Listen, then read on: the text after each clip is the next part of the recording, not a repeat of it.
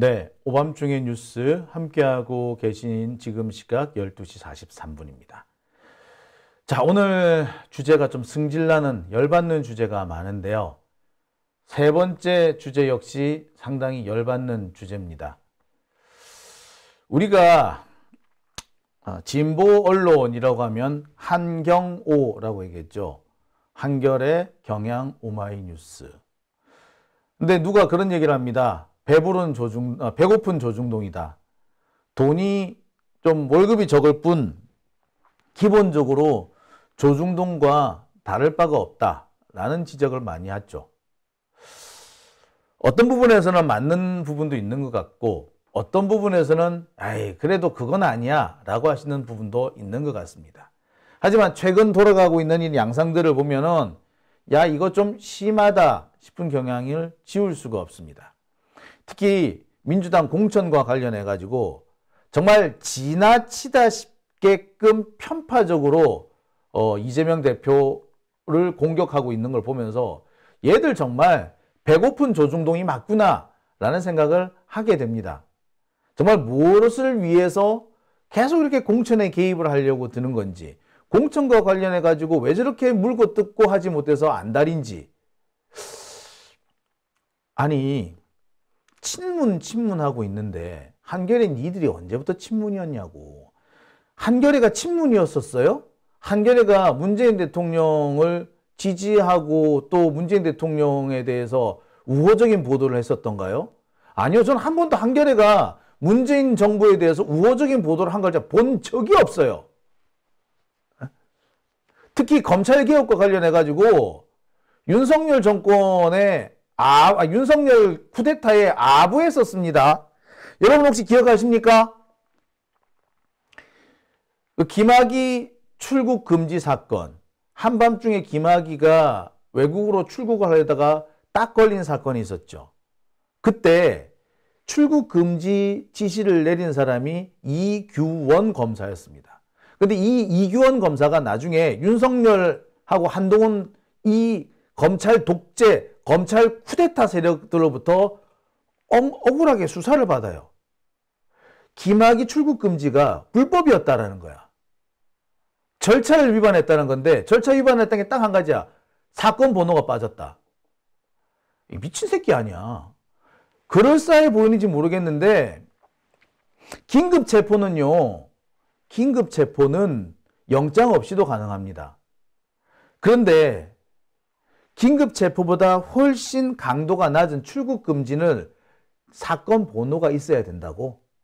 그래야지 합법이라고? 그 개 같은 소리야. 그러면 출국 금지 안 하고 그냥 긴급 체포 때려버리면 되겠네. 그지? 그랬으면 되는 거였네. 그죠? 긴급 체포엔 다른 거 없어요.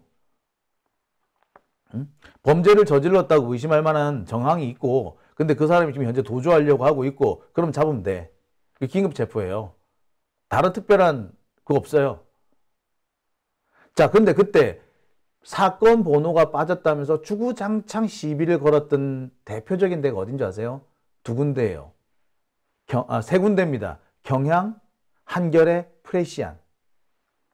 이 세 군데에서 사건 번호가 없다는 거 엄청나게 강조했어.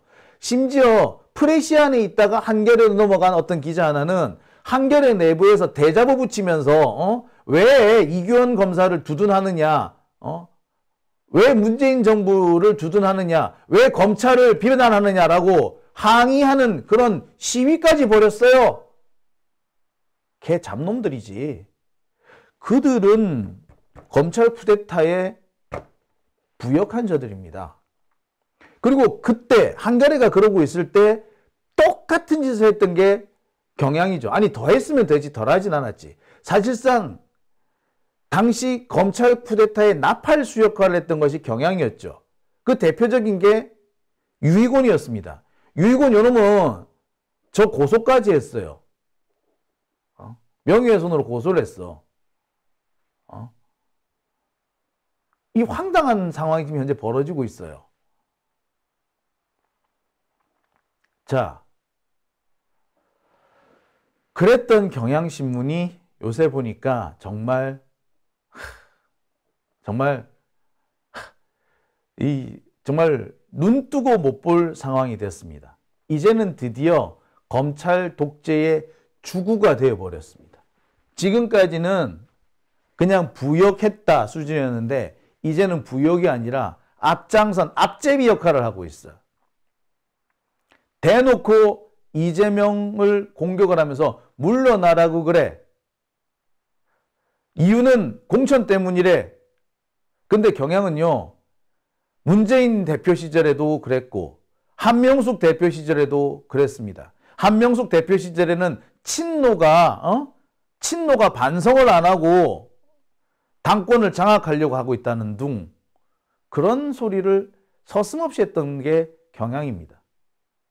그리고 문재인 대표 시절에는 친노가 당을 사당화하고 있다, 운동권 정당으로 만들고 있다라고 비난했던 게 그때 경향이에요.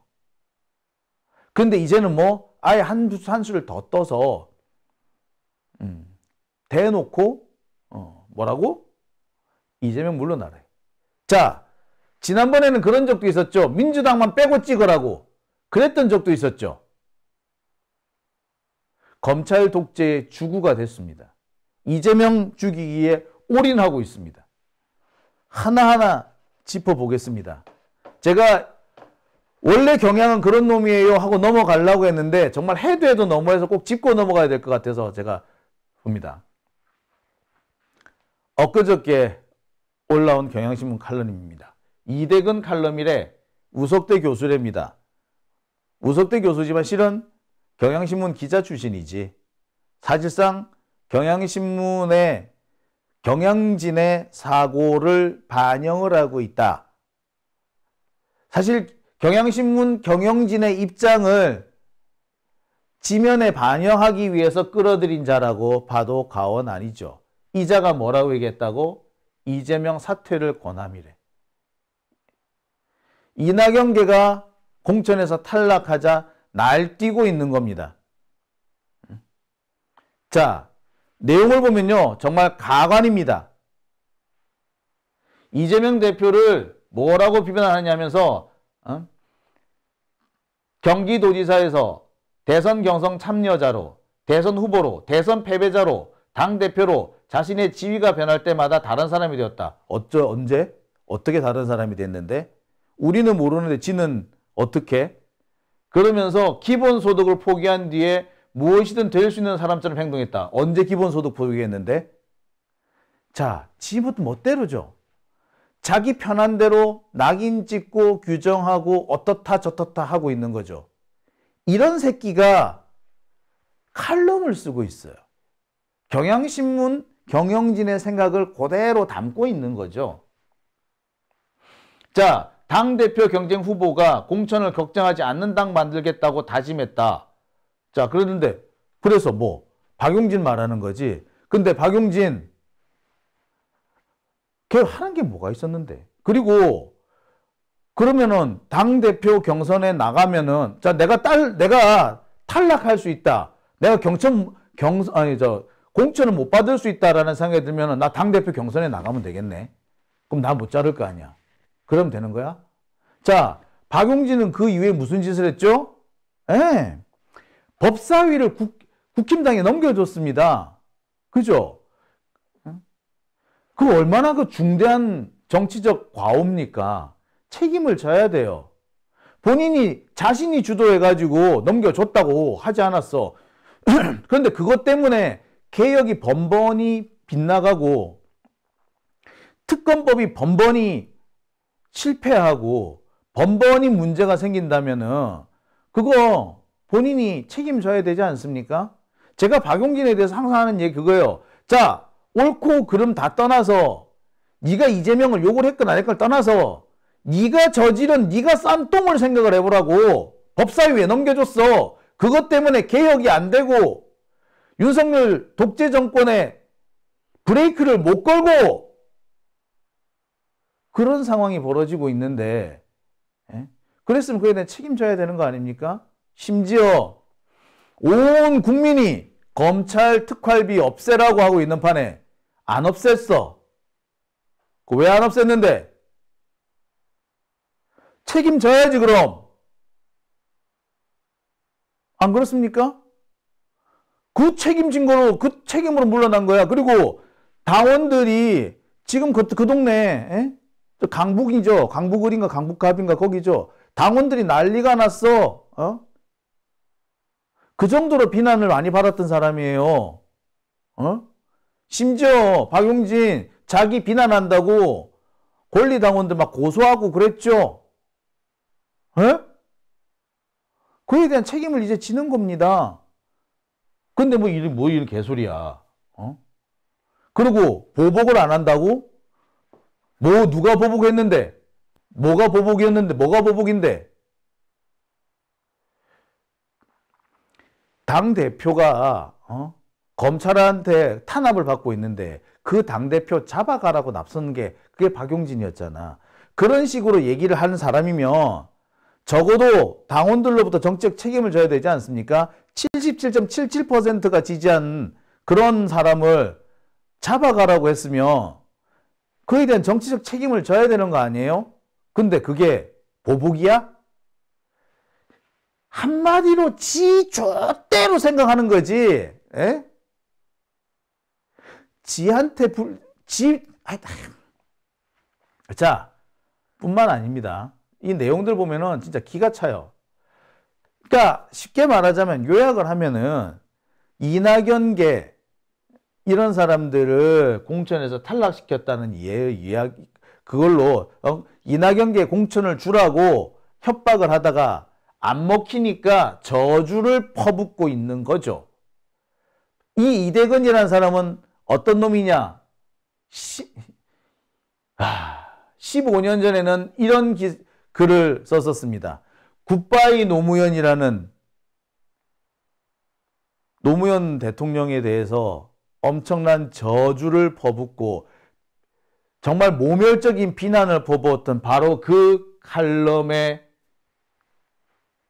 저자가 바로 이대근입니다. 이 새끼는 노무현도 문재인도 이재명도 꼴보기 싫은 거죠. 왜? 지보다 못났다 생각하는 거지. 감히 고등학교도 안 나온 것들이 지 잘난 맛에 사는 거야. 지는 잘났는데 나보다 못난 새끼들이 뭐 대통령을 한다고? 이런 생각인 거죠. 그때도 이렇게 노무현을 뭐라고 했는지 볼까요?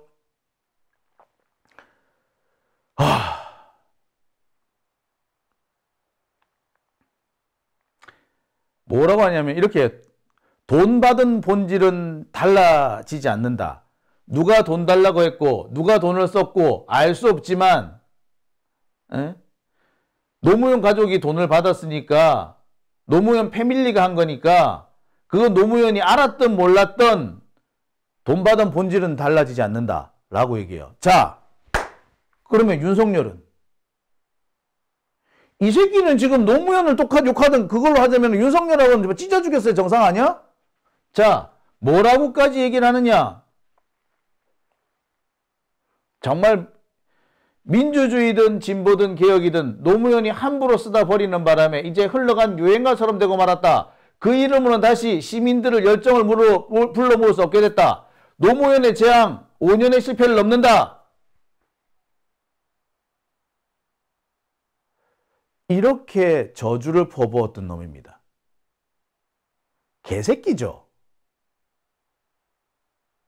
경향신문이 지금처럼 성장할 수 있었던 배경이 어디 있습니까? 노무현 정부, 김대중 정부 아니었어요? 그거 아니었으면 이렇게 성장하지 못했을 거예요. 근데 이 새끼는 그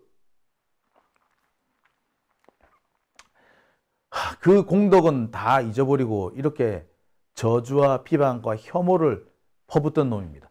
그런 놈이 이재명도 욕하고 있는 거지. 노무현 욕했던 놈이 이재명 욕하고 있는 거야. 결국 친노니 뭐 친문이니 막 하는데 다 개소리야.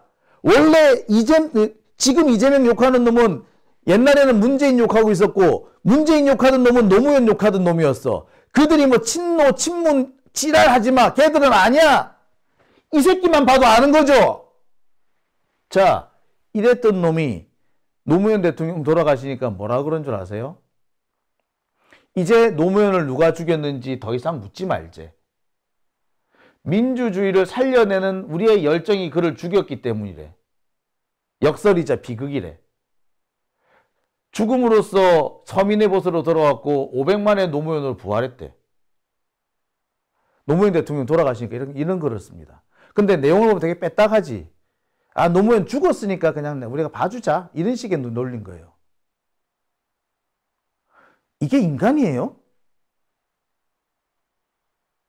진보 민주는 둘째치고 이게 인간이야? 이런 놈을 칼럼 저자로 뽑았어? 그렇다면 경향신문 얘네들의 실체가 뭔지도 여기서 드러나는 거 아닙니까? 얘네들의 실체는 적폐고 검찰에 부역하는 놈들인 거죠. 자, 좋아. 누구는 그렇게 얘기할 수도 있습니다. 아니, 이재명 좀 욕 좀 했다고, 문재인 좀 욕했다고, 노무현 좀 욕했다고. 아이, 그렇다고 검찰에 부역했다, 검찰 독재의 주구가 됐다, 그렇게 말하는 거는 좀 심하지 않냐? 라고 말할 수도 있을지 모르겠습니다. 자, 그래서 제가 또 하나를 준비했습니다. 이건 또 얼마 전에, 아마 제가 볼 때는 그래요. 이게 1월 중순에 한 보름 정도밖에 안 됐네. 보름 전에 나온 칼럼입니다. 이 칼럼에는 뭐라고 적혀 있느냐. 한동훈 띄우기에 정말 광분한 수준의 길들이 있어요. 한동훈은 한국 정치에서 하나의 사건이다. 대통령의 젊은 측근이 어느 날 갑자기 집권당 대표이자 전권을 쥔 총선 사령탑이 되더니 금세 유망한 정치 지도자로 부상했다. 참. 아유, 이렇게 빨아주는데 그러면 부상 안 하고 돼? 윤석열이 뒤로 완전히 물러나고 김건희 이 사건을 묻으라고 덤벼든 게 한동훈인데 그렇게 해서 아예 조중동이 대놓고 띄우고 있고 경향이 이렇게 대주고 빨아주고 있는데 안 뜨게 뱄어? 지들이 띄워놓고서는 하나의 사건이래. 아유, 개 같은 소리 진짜. 자, 그러면서 뭐라고 얘기한다?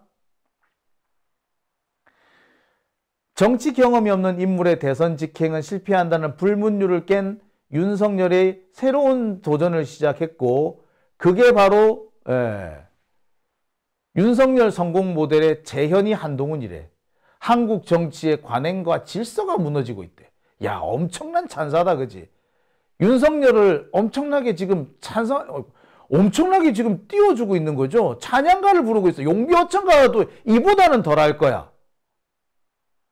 그러면서 뭐래?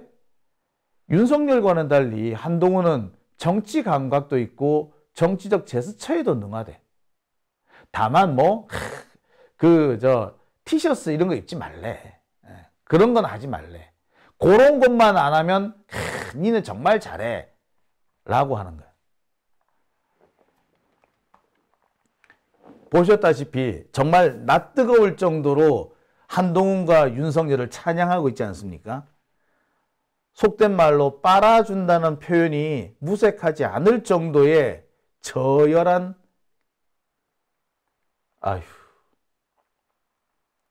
이런 자니까 이재명 죽이기에 올인하고 있는 거죠. 그런데 아까도 말씀드렸습니다만 이 이대근은 경향신문 기자 출신으로 거기 부장도 하고요. 거기서 국장도 하고 했어요.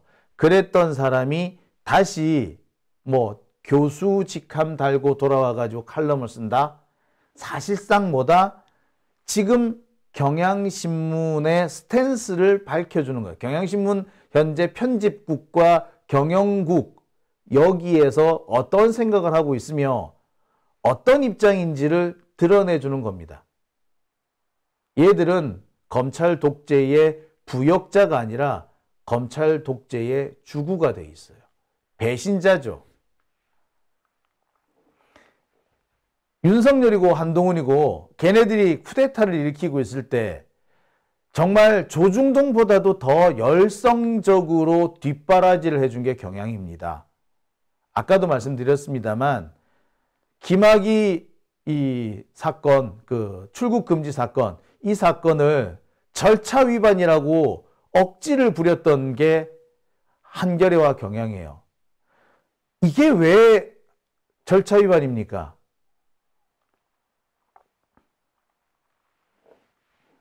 자, 그런 억지를, 아니, 상식을 생각해봐. 사건, 아니, 외국으로 도망치려고 하는 놈인데, 사건 번호가 없어서, 사건 번호 없다고 출국 금지 안 시키는 게 그게 더 잘못된 거 아니에요? 그게 잘못 아니에요? 긴급 체포는 영장 없이도 할 수 있는데, 사건 번호 없다고 출국 금지를 못 시켜? 그게 불법이에요? 근데 그게 불법이라고 뻔뻔스럽게 떠들 수 있는 게 경향신문 새끼들이었어. 유익원 같은 그런 애들이었다고. 그런 애들이 이제 대놓고 이재명을 죽이려고 하는 겁니다.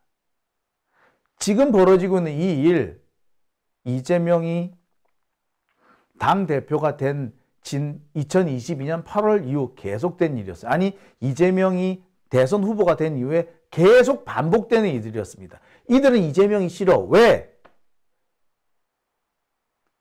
누구 말 맞잖아. 족보가 없는 거야.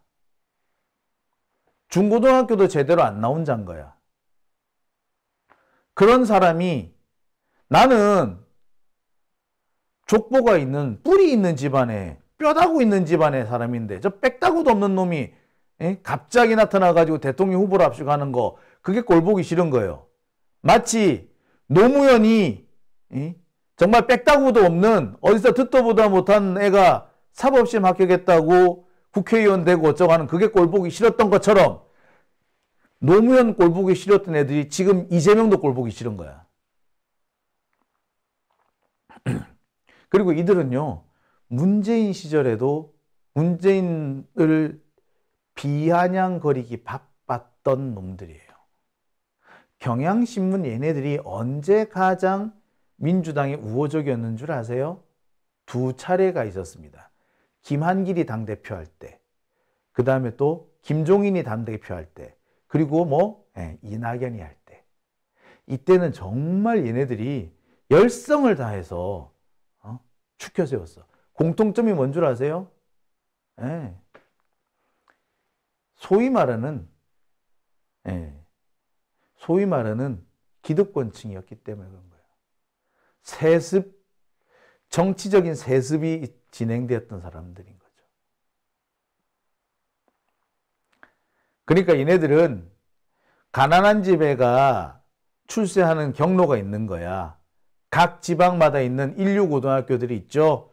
부산고등학교니, 경남고등학교니, 서울의 경복고등학교니, 대구의 경북고등학교, 광주의 광주일고, 전주고 이런 소위 말하는 인류고등학교를 나온 자가 스카이를 다녀야지 그래야 인정해 주는 거야.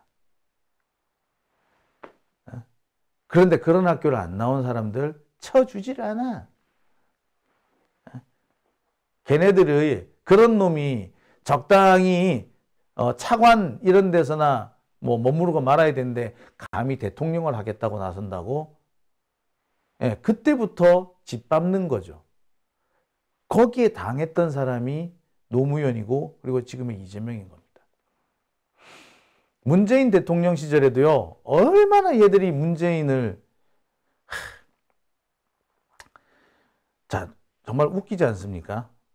문재인 대통령 시절에 문재인 대통령이 많은 사람들의 얘기를 듣고 귀 기울여 주면은 결단이 부족하다고, 무능하다고 비난, 결단을 내리면 독선적이라고 비난.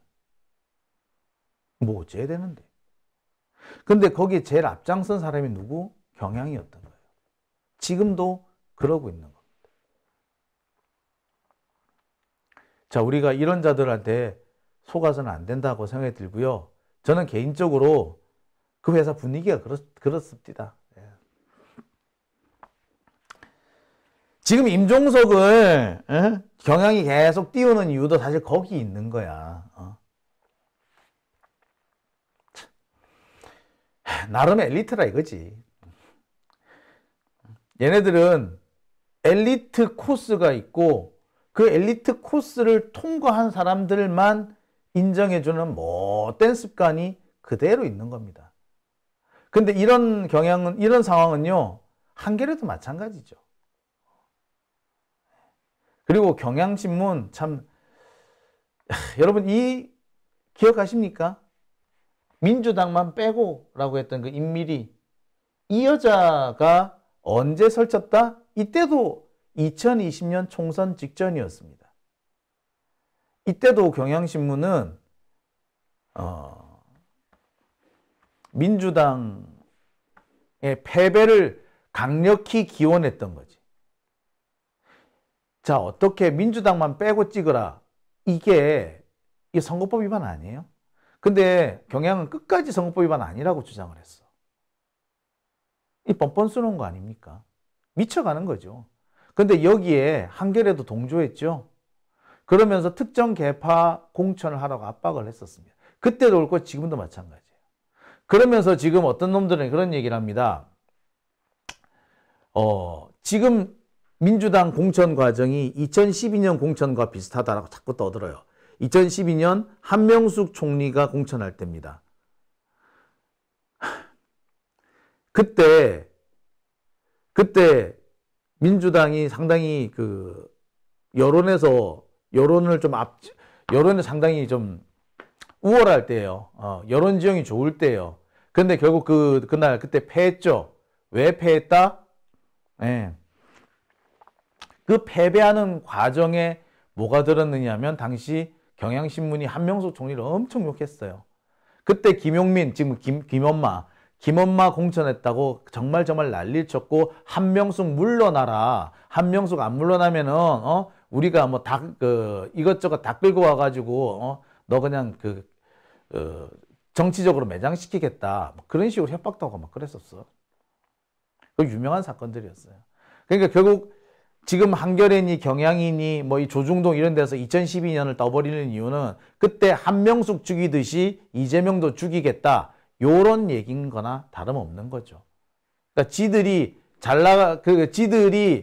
흔들면은 이재명 흔들 수 있다라고 생각하는 거죠. 그리고 그렇게 해서 민주당을 총선에서 패하게 만들겠다. 그런 심산이 여기에 그대로 포함되어 있는 겁니다. 자, 제가 이렇게 길게 말씀을 드리는 이유는 딱 한 가지입니다. 이들의 선전에 속지 말자. 이들의 거짓된 선동에 넘어가지 말자. 그 얘기를 제가 드리려고 이렇게 길게 말씀을 드렸습니다.